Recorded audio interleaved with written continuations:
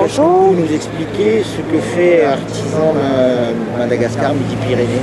Quelle est votre mission? Alors donc moi je suis Estelle de la structure Arsétique, qui est une structure en fait, je suis là pour présenter au public toulousain de l'artisanat d'art qui est fait dans un atelier à côté de Tana, à Madagascar, et pour présenter en fait l'intérêt de promouvoir cet artisanat d'art qui est fait à base de matières naturelles comme le vétiver, donc la racine de vétiver, qui est fait à base de teintures naturelles. C'est très très important puisque les teintures chinoises ou quoi peuvent vraiment rendre les produits dangereux, hein.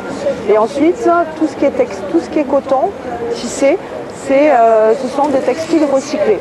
Là aussi, l'artisane qui est responsable de cette structure joue vraiment le jeu de l'éthique, même dans un pays où c'est difficile. Donc, justement. En fait, des produits sains, voilà, naturels, voilà, sont privilégiés pour faire tous ces objets d'art. Voilà. Et le but, moi particulièrement, c'est que je cherche des revendeurs ou des structures qui m'aident à pérenniser cet atelier, c'est-à-dire se regrouper pour des commandes.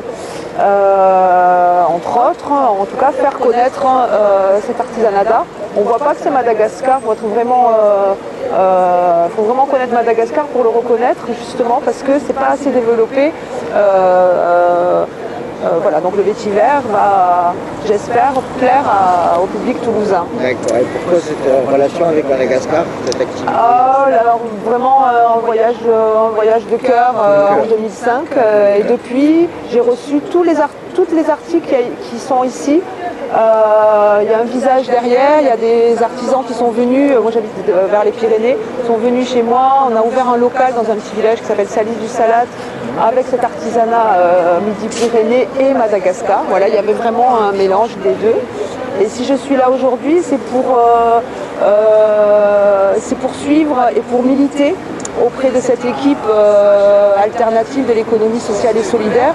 C'est pour prouver qu'il y a une économie sociale et solidaire, qu'on existe sur le marché, qu'on a un potentiel financier aussi, parce que j'ai une entreprise, hein, c'est pas qu'une association, il y a une entreprise, et c'est surtout aussi parce qu'on a des cafés solidaires, il va pouvoir y avoir des repas distribués aux maisons des chômeurs, il y a des emplois au sein de l'économie sociale et solidaire. Il y a une vraie dynamique et c'est pour cela que je suis là, pour faire des rencontres et une opportunité aussi professionnelle pour moi, puisque je suis dans les Pyrénées et ce qu'il y a dans les Pyrénées manque un petit peu ici et vice-versa, quoi. Donc l'entreprise, si j'ai bien compris, elle est à Salis du Salat. Alors l'entreprise, elle est à Salis du Salat, oui, mais j'ai fermé ce petit local parce que la manière dont je travaille est encore trop précaire et associative, donc je ne marche pas assez, disons que je ne suis pas une super femme d'affaires, voilà.